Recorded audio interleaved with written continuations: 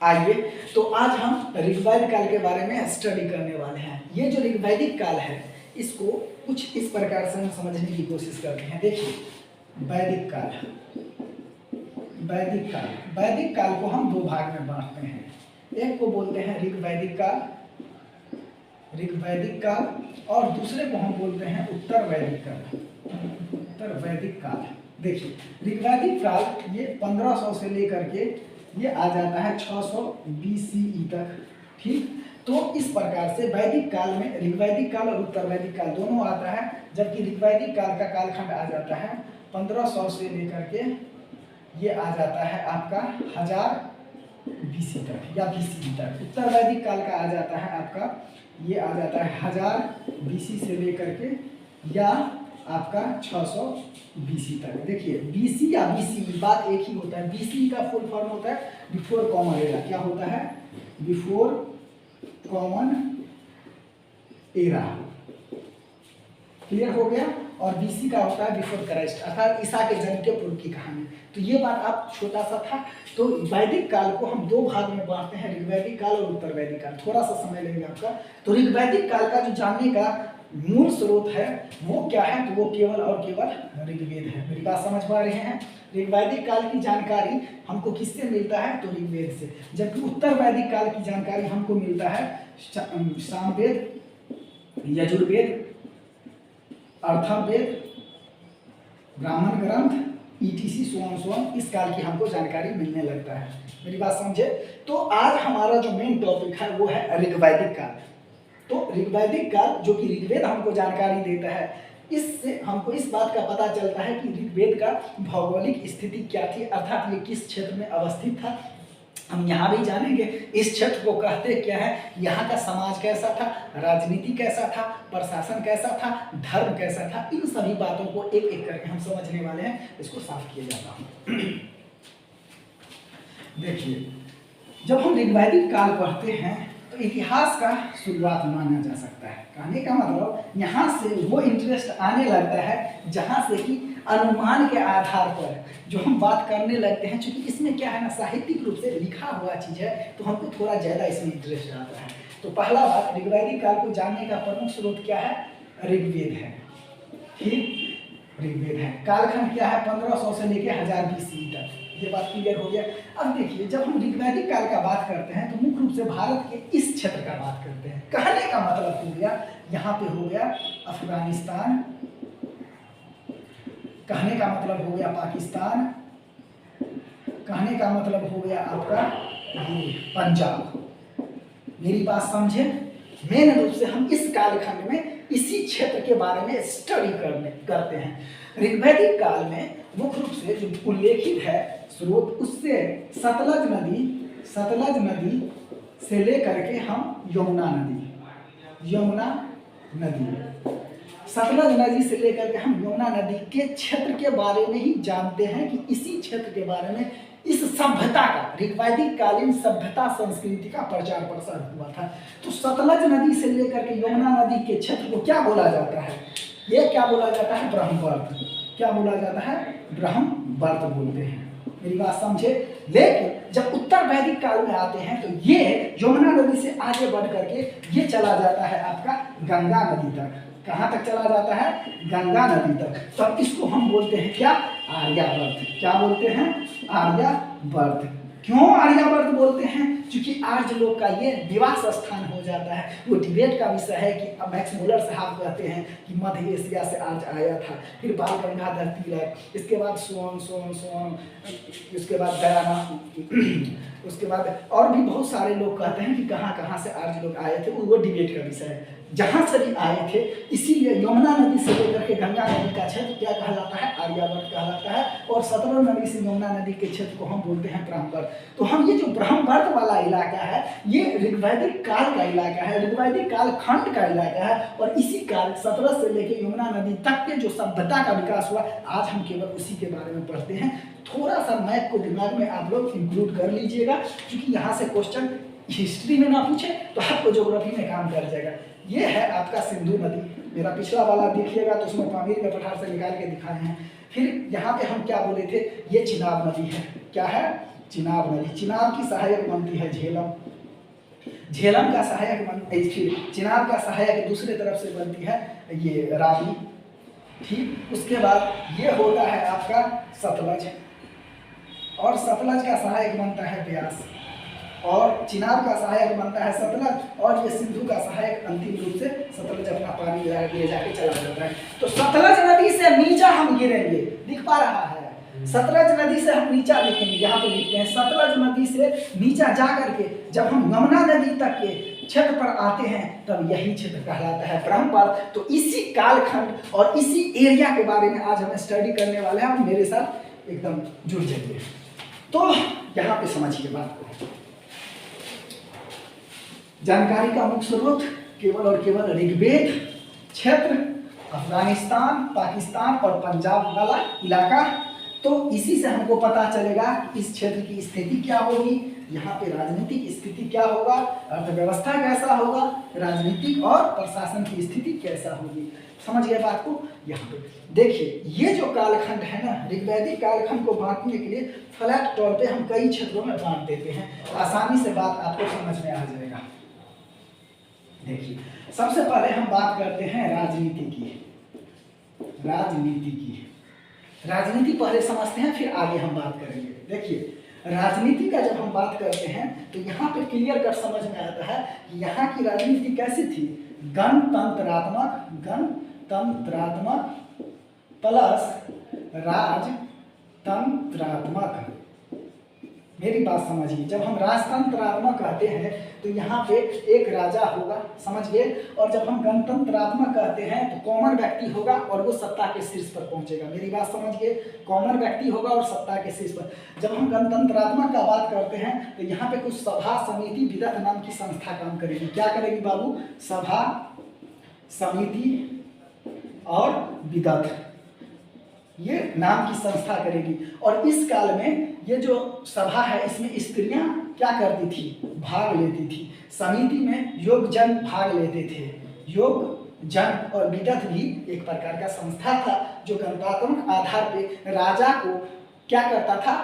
अपनी बात अर्थात उसको सलाह देने का, प्रशासन के क्षेत्र में, राजनीति के क्षेत्र में, अर्थव्यवस्था के क्षेत्र में ये लोग उसको सलाह देने का काम करता है। राजतंत्रात्मक कहने का मतलब यही है, क्योंकि इस समय में एक स्टेट का फॉर्मेशन नहीं हुआ। समझ पा रहे हैं? इस काल में एक स्टेट का फॉर्मेशन नहीं हुआ, बल्कि क्या था? बल्कि कबीला था। क्या था?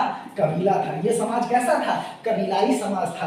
कबीला को ही हम बोलते हैं जन। जन से ही बना है लेटर ऑन जनपद, और जनपद से ही बना है महाजनपद, और यही महाजनपद फिर राज्य का रूप ले लिया है। मेरी बात समझ रहे हैं? तो अभी हम किस कालखंड में पढ़ रहे हैं? कबीला यानी कि जन के काल में है। समझ गए? तो यहाँ पे राजतंत्रात्मक समझाने के भाव से हम इस बात को कह रहे हैं। तो यहाँ पे क्या काम करता था? कबीला। ये कबीला काम करता था, और कबीला का राजनीतिक संरचना कुछ इस प्रकार से था कि कबीला में जो बाण काट से मजबूत व्यक्ति हो, मेरी बात समझिए, कबीला का जो बाण काट से मजबूत व्यक्ति हो, भुजा जिसकी मोटी हो, छाती जिसका चौड़ा हो, और जो 5 शत्रुओं को मार सकता, मेरी बात समझे। तो इसीलिए इस काल में एक वो जो शारीरिक रूप से मजबूत व्यक्ति हो उसको कबीला का प्रमुख बना दिया जाता था। समझ गए? तो कबीला का प्रमुख उसको बना दिया। अब कबीला के प्रमुख बनाने के साथ ही कई लोग इसको सहायता देने का काम करता था, अर्थात सभा, समिति और विदत नाम की संस्था होती थी, और ये इसको सलाह देने का काम करता था। तो इस प्रकार से इसकी राजनीतिक संरचना होगा, अर्थात स्त्रियां भी इसमें भाग ले सकती थी। समझे? इस काल की कई स्त्रियां जो है वो मतलब योग है, जैसे कि अपाला हो गया, जैसे कि घोषा हो गया, जैसे कि विश्वधारा हो गया, ठीक, ये सब ये क्या है? ये सब योग स्त्रियां थी जो इस काल में मौजूद थी। तो इस प्रकार से इसकी राजनीतिक संरचना को हम समझे। अब हम बात करते हैं लगे हाथ प्रशासनिक संरचना की। ध्यान से समझिएगा। प्रशासनिक स्तर पर यहाँ पे सबसे छोटा क्या होता था? सबसे छोटा होता था ग्राम, उसके बाद होता था ग्राम, उसके बाद 20 के बाद ग्राम, 20 जन, और उसके बाद हो जाता था राष्ट्र। मेरी बात समझे? सबसे छोटा होता है ग्राम, उसके बाद 20, उसके बाद जन, और उसके बाद राष्ट्र। अगर यूं नहीं समझ में आया तो यूं इस प्रकार से समझिए। परिवार, ग्रामीण सबसे छोटा परिवार, परिवार के कुल, कुल के बाद विस्पति, विस्पति, विस्पति के बाद यहाँ पे देखिए पुरोहित, पुरोहित, और ऊपर में यहाँ पे राजा, सबसे बड़ा राजा होता था। मेरी बात समझे? तो ये इसका ग्राम, 20 जन और राष्ट्र, इस कंसेप्ट में ये काम करता था। नहीं तो सबसे छोटा यूनिट क्या होता है? परिवार।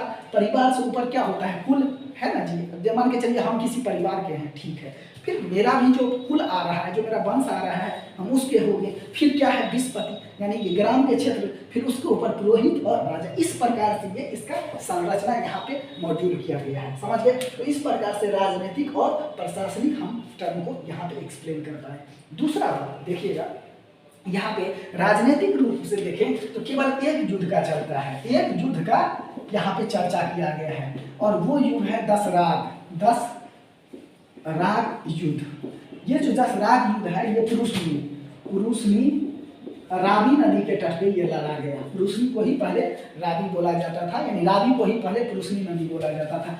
यहाँ पे ये जो युद्ध हुआ था, इस युद्ध में 10 आर्य और अनार्य कबीला मिल करके भरत के राजा, भरत वंश के राजा, राजा सुदास, सुदास वर्सेस 10 कबीला, 10 कबीला वर्सेस भरत वंश का राजा सुदास के बीच ये युद्ध होता है। कहाँ पे? पुरुषनी नदी, यानी कि रावी नदी के तट पे, जिसमें भरत वंश का राजा सुदास का विजय होता है। और ऐसी मान्यता है कि उसी के नाम पे इस देश का नाम भारतवर्ष पड़ा है। समझा पा रहे हैं आपको? तो ये जो 10 कबीला होता है, इस 10 कबीला में 5 कबीला होता है आर्य का और 5 कबीला होता है अनार्य का।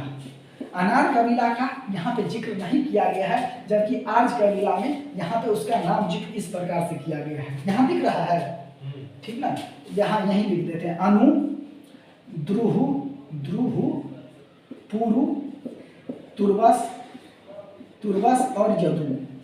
आज तो यदुवंशी का कंसेप्ट देख रहे हैं, पता नहीं संभवतः यही वो यदु लोग है जो पुराने समय से लड़ाकू के तौर पे लड़ता आया है, और ये यदुवंशी का कंसेप्ट लेके शायद संभवतः ऐसा मान्यता है कि यही कबीला है। तो अनु, द्रुहु, पुरु, तुर्वस और यदु, ये 5 कबीला आर्यों का था, और बाकी के 5 कबीला अनार्य थे, और ये इससे लड़ते हैं, जिसमें इन कबीलों का हार हो जाता है और भरत के राजा सुदास जीत जाते हैं। तो कुल मिलाकर के राजनीतिक संरचना ऋग्वैदिक काल का यहीं तक है। मेरी बात समझ गए? ये प्रशासनिक संरचना अर्थात परिवार, कुल, विस्पति, पुरोहित और राजा ऐसे काम करता था, और यहाँ पे गणतात्मक और राजतंत्रात्मक दोनों प्रणाली का स्वरूप देखने को मिलता है। गणतात्मक इसीलिए कि यहाँ पे सभा समिति और विधान जैसी संस्था काम करती थी, जो कि राजा को परामर्श देने का काम करता था। इसके अलावा राजतंत्रात्मक इसीलिए यहाँ पे राजा तो नहीं होता था, लेकिन योग व्यक्ति कबीला होता था, और वो कबीला का प्रमुख जो होता था वो उस क्षेत्र को मतलब सुरक्षित रखने का काम करता था। तो आई होप ये आप समझ गए। और एक युद्ध होता है दशराग युद्ध, यही इसकी राजनीतिक और प्रशासनिक संरचना है। आगे हम बात करते हैं इसके बाद आर्थिक संरचना की। देखिए ये क्षेत्र कैसा है। जब हम आर्थिक संरचना का बात करते हैं, इस बात को समझिए कि अर्थव्यवस्था ज्योग्राफी डिसाइड करेगा कि वहाँ का अर्थव्यवस्था कैसा है। ध्यान से देखिएगा, देखिए, हाँ देखिए, ये जो यहाँ का अर्थव्यवस्था होगा, अर्थव्यवस्था देखिए, यहाँ पे कृषि कार्य होगा। ध्यान से समझिएगा भाई, सतलज नदी से लेकर के यमुना नदी के ऊपर तक का भाग है, नहीं होगा, कम मात्रा में होगा, क्योंकि वहाँ पे पहाड़ी इलाका है। और दो बात याद रखिएगा, इस काल में, ऋग्वैदिक काल में, तांबा प्लस कांसा का क्या हुआ था? तो खोज हुआ था। जबकि लोहा का खोज कब होता है? लोहा का खोज होता है 6th सेंचुरी बीसी में। जब लोहा 6th सेंचुरी बीसी में होता है, हम पढ़ रहे हैं 1500 बीसी का, होगा नहीं होगा। तो कांसा और तांबा के लिए एक शब्द अयस का प्रयोग किया गया है। किस चीज का प्रयोग किया गया है? अयस का। तांबा क्या है? वो पृथ्वी में मिलता है, ठीक, क्या है? और कांसा क्या है, तो कांसा बनता है कॉपर प्लस एसएन, अर्थात कॉपर होता है 90%, तीन होता है 10% मिलकर के कांसा बनता है। तो तांबा और कांसा का तो प्रयोग हुआ है इस कालखंड में, लेकिन लोहा का प्रयोग नहीं हुआ है। मेरी बात समझे? तो इस प्रकार से तांबा और कांसा को अयस्क कहा जाता है, अयस्क धातु कहा जाता है। क्या कहा जाता है? अयस्क धातु। तो इस प्रकार से अगर अर्थव्यवस्था की डिटर्मिनेशन करें तो ऋग्वैदिक काल की अर्थव्यवस्था क्या है? पशुचारण है। क्या है? पशुचारण है। इस बात को आप लोग ध्यान से देखिएगा। यहाँ पे कृषि कार्य न के बराबर होती है, कृषि कार्य होती है पर न के बराबर होती है। जौ जो है, जौ वो कृषि के रूप में पहला फसल है, पहला फसल। जौ को हम यहाँ पे पहली बार यहाँ पे क्या करते हैं? उगाए हैं। इसके अलावा यहाँ पे वस्तु विनिमय प्रणाली, वस्तु विनिमय प्रणाली के आधार पर हम यहाँ पे काम करते हैं। और व्यापार वाणिज्य का यहाँ पे विकास नहीं हुआ है। बात समझ रहे हैं बात को? हमने क्या कहा? अर्थव्यवस्था यहाँ का पशुचारण होगा। पशुचारण इसीलिए कि लोहा का प्रयोग नहीं हुआ है, और लोहा का प्रयोग नहीं हुआ तो हल नहीं बना है। क्लियर हो गया? तो पशुचारण होगा। यहाँ पे अयस्क धातु का प्रयोग किया गया है, तांबा और कांसा, जिसको कि अयस्क धातु, तांबा और कांसा। कांसा दो चीज से मिलकर बनाता है, कॉपर और टीन से मिलकर बना होता है। जौ का कृषि के रूप में यहाँ पे पहली बार फसल उगाने का हम काम किए हैं, तो वो बहुत rare of the rarest case में, बहुत कम मात्रा में, ना के बराबर हम यहाँ पे काम किए हैं। फिर वस्तु विनिमय प्रणाली जो है वो यहाँ पे काम कर रहा था, और व्यापार वाणिज्य यहाँ पे ना के बराबर फला फूला था। मेरी बात समझे? तो अर्थव्यवस्था का आधार मुख्य रूप से क्या था? पशुचारण था। ध्यान देने बात है। देखिए, अर्थव्यवस्था से ही हम यहाँ का कर प्रणाली आपको बताते हैं। अगर अर्थव्यवस्था कबीलाई है तो राजा को एक निश्चित टैक्स मिलेगा? नहीं मिलेगा। तो यहाँ पे जो राजा को कर मिलता था उसको हम बलि बोलते हैं। क्या बोलते हैं? बलि। बलि कर के रूप में था। लेकिन ये जो बलि कर था ये स्वैच्छिक था। क्या था? स्वैच्छिक। इस पे अर्थात किसी भी प्रकार का किसी पे जोर जबरदस्ती नहीं होता था कि तुमको कर देना ही होगा। यह एक स्वैच्छिक कर था, और ये मतलब कबीला के प्रमुख को दिया जाता था। लेकिन उत्तर वैदिक काल में हम देखते हैं, महाजनपद और उसके रेटन और पीरियड काल में जब राज्य और साम्राज्य का निर्माण होता है तो यहाँ पे कर निश्चित रूप से लिया जाने वाला है। हम उत्तर वैदिक काल को पढ़ेंगे तो कुल उपज का 1/16वां हिस्सा कर के लिए रूप में लिया जाता था, लेकिन ये अभी क्या है? स्वैच्छिक है। एक बात और यहाँ पे नोट कर लीजिएगा कि ये जो कर स्वैच्छिक था, तो अर्थात कबीला का जो लोग होगा वो अपनी सेना को नियमित रूप से रखेगा? नहीं रखेगा। अर्थात जब युद्ध होगा तब सेना को गठित करेगा, जिसको नागरिक सेना बोलेंगे। क्या बोलेंगे?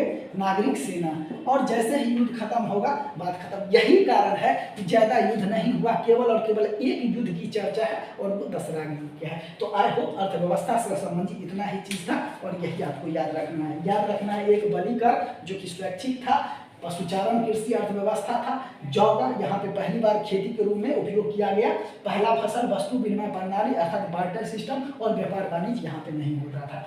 अयस्क धातु तांबा होता है, और यहाँ पे कांसा के लिए एक ही नाम है अयस्क धातु प्रयोग करते हैं। क्लियर हो गए? आगे हम पढ़ते हैं यहाँ का समाज। ध्यान से समझिएगा, अब हम समाज पढ़ने वाले हैं। देखिए, जब हम समाज का बात करते हैं, समाज, तो किसी भी समाज में बात आती है स्त्री की दशा कैसी है, उससे हम डिटर्मिनेशन करते हैं कि समाज कितना अच्छा है। तो यहाँ पे स्त्री की दशा बहुत बढ़िया है, जैसे कि अपाला, घोषा, लोपमुद्रा, विषधारा, सिकता, ये सब वो स्त्रियां हैं जो कि योग्य स्त्री, विद्वान स्त्री है। क्या है? इस काल की विद्वान स्त्रियां हैं।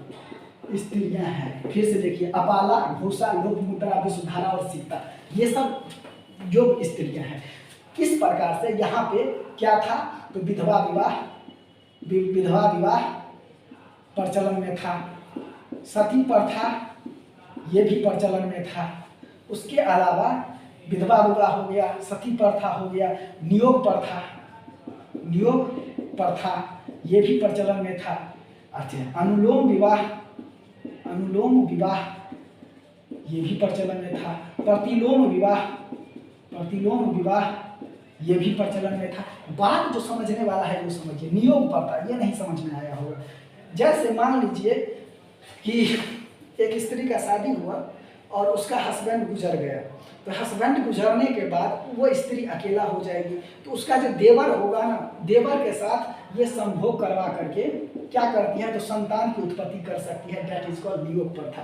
तो आज जो हम नंगापन पे भारत में इतना बात कर रहे हैं, तो जब इंटरनेशनल मीडिया में इस बात का चर्चा हुआ तो यूरोप का लोग कहा कि हम ये थोड़ी ना कर रहे हैं, भारत का ही दिन है।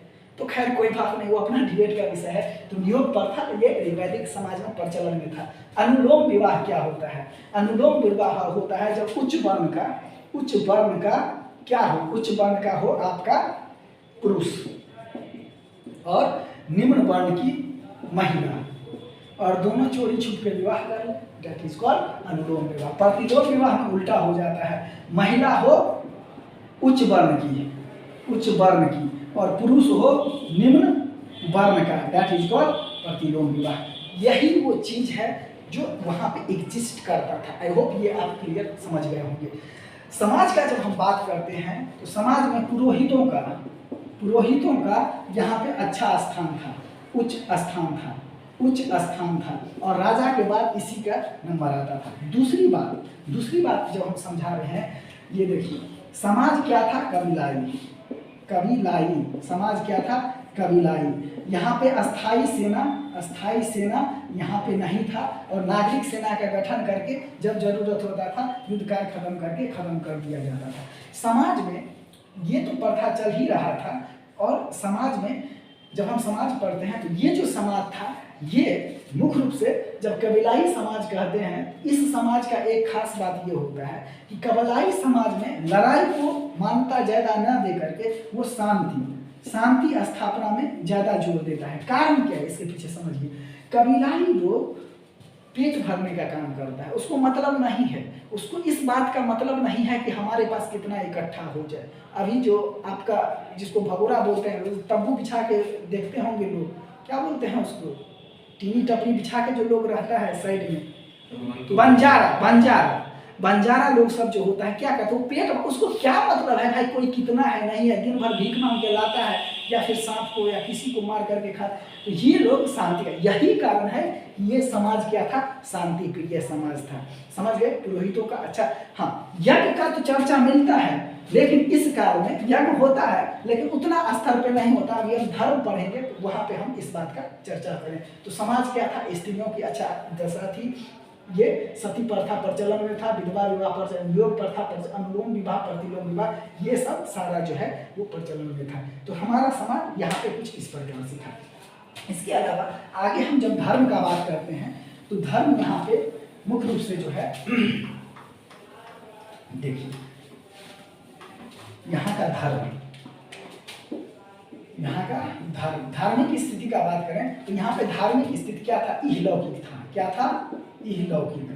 अर्थात इस बात का यहाँ पे लोग नहीं था कि हमको मरने के बाद क्या होगा, हमको स्वर्ग मिलेगा, क्या मिलेगा, ऐसा कहीं कोई जिक्र नहीं है, इहलौकिक था। हालांकि यहाँ पे अग्नि के देवता, आकाश का देवता, आकाश, अंतरिक्ष और पृथ्वी, इस तीनों देवता का जिक्र मिलता है। आकाश का देवता सूर्य हो गया, वरुण हो गया, ध्वंस हो गया, उसके बाद पूषण हो गया। इस काल में ये देवता माने जाते हैं। अंतरिक्ष के देवता हो गया यम हो गया, इंद्र हो गया, प्रजापति हो गया, मित्र हो गया। इसके बाद पृथ्वी के देवता, सरस्वती हो गया, अग्नि हो गया, तो ये सब क्या थी, ये सब देवता थी। पृथ्वी के देवता अग्नि, सरस्वती, ये सब था पृथ्वी का देवता। ठीक, ध्यान से समझने वाली बात है। ये तो धर्म यहाँ पे वर्चस्वशाली नहीं था लेकिन प्रिवेल करता था। ठीक, अब देखिए आकाश के देवता क्या है, अभी सूर्य है, वरुण है, घोष है, पूषण है। लेकिन जैसे ही हम ऋग्वैदिक काल के बाद उत्तर वैदिक काल में आते हैं तो पूषण क्या हो जाता है, पशुओं का देवता हो जाता है। पूषण क्या हो जाता है भैया, देवता भी अपना स्थान बदलते हैं और ये पशुओं का देवता हो जाता है पूषण। ठीक, अब देखिए इसके बाद इंद्र, इस काल में इंद्र क्या है, इंद्र महत्वपूर्ण देवता है जिसको पुरंदर बोला जाता है। इंद्र को क्या बोलते हैं, पुरंदर, अर्थात कीलों को तोड़ने वाला। क्या बोलते हैं, कीलों को तोड़ने वाला। वाला, कीलों को तोड़ने वाला यहाँ पे इंद्र। उसके बाद अग्नि का यहाँ पे बहुत अच्छा स्थिति है। अग्नि का, अग्नि क्या है तो यहाँ पे आदमी, आदमी और ईश्वर, ईश्वर, इसके बीच में ये क्या करता है तो इसके बीच में ये दूत का काम करता है ना। तो इसके बीच में क्या करता है, साम्य स्थापित करने का काम करता है और इसका स्थिति अच्छा है। इसके बाद फिर हम देखते हैं कि कई सारा नदियों का जिक्र है, जैसे गंगा का सबसे कम जिक्र है एक बार, सरस्वती का ज़्यादा, इसको पवित्र नदी कहा जाता है। क्या कहा जाता है, पवित्र नदी। इसी सरस्वती को देवीतमा, नदीतमा अर्थात देवीतमा और नदीतमा क्या है, सरस्वती का ही नाम है। इसके अलावा यमुना का जिक्र 3 बार किया गया है। यमुना का जिक्र कितने बार किया गया है, 3 बार किया गया है। अच्छा, उसके बाद सिंधु और सतलज, सिंधु,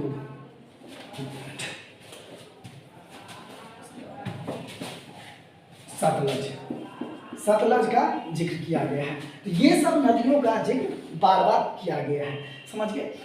अब जो देखिए समझने वाला बात है, ये जो सरस्वती पहले पवित्र नदी मानी जाती थी, अब क्या है तो इस बाद वाले काल में ये विद्या की देवी हो जाती है। क्या हो जाती है, विद्या की देवी हो जाती है, समझे। तो ये भी अपना क्या है, स्वरूप अपना चेंज करते रहते हैं, समझ गए। अर्थव्यवस्था पढ़ा रहे थे तो वहाँ पे गाय का हम जिक्र करना भूल गए थे।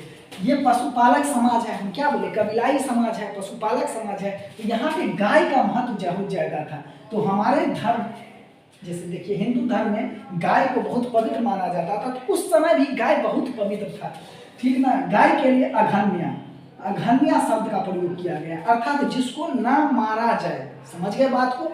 फिर यहाँ पे जो है दुहात्री अर्थात जिसका की दूध दूहती हो बेटी, उसके लिए दुहात्री शब्द का प्रयोग किया गया। फिर हम देखते हैं लेटर ऑन उत्तर वैदिक काल में तो गाय पे ही अर्थव्यवस्था का डिटर्मिनेशन होता है। लगान सिनेमा आप लोग देखिएगा तो लगान फिल्म में कहता है आमिर खान का कि इसके पास एक जोड़ा बैल है, अर्थात एक जोड़ा बैल मतलब अर्थव्यवस्था का प्रतीक है। तो उसी प्रकार से गाय जो है उस समय में वो अर्थव्यवस्था का आधार हुआ करती थी। और लेटर ऑन उत्तर वैदिक पीरियड में तो हम देखते हैं कि यज्ञ के दृष्टिकोण से, उसके अलावा अर्थव्यवस्था के दृष्टिकोण से और भी बहुत ज़्यादा महत्व हो जाता है। तो ये धर्म और अर्थव्यवस्था दोनों का सामंजस्य था, इसीलिए इस बात को हम यहाँ पे क्लियर आउट कर दिए। तो इस प्रकार से हमारा वैदिक कालीन समाज, अर्थव्यवस्था, उसके बाद प्रशासनिक व्यवस्था, राजनीतिक संरचना कुछ इस प्रकार से है। फिर देखते हैं हम यहाँ पे सोम नाम का देवता का भी उल्लेख है, सोम देवता का भी उल्लेख किया गया है, समझ गए। सोम देवता का भी यहाँ पे उल्लेख किया गया है। फिर अष्टकर्णी क्या होता है, अष्टकर्णी होता है अंकों का प्रयोग, अर्थात इस काल तक आते आते हम अंक का प्रयोग करना प्रारंभ कर गए। फिर सावित्री जिसका कि ये सावित्री है, गायत्री मंत्र सावित्री को समर्पित है। गायत्री मंत्र किसको समर्पित है, गायत्री मंत्र किसको समर्पित है, सावित्री को, जिसकी रचना कौन किया था, विश्वामित्र ने किया था, समझ। तो ये क्वेश्चन के फॉर्म में कई बार है कि गायत्री मंत्र किसको समर्पित है, तो ये सावित्री को समर्पित है। तो कुल मिलाकर के यही था हमारा वैदिक कालीन समाज, धर्म, दर्शन, राजनीतिक और प्रशासनिक संरचना। फिर मिलेंगे नेक्स्ट वीडियो में, आज के लिए इतना ही, धन्यवाद।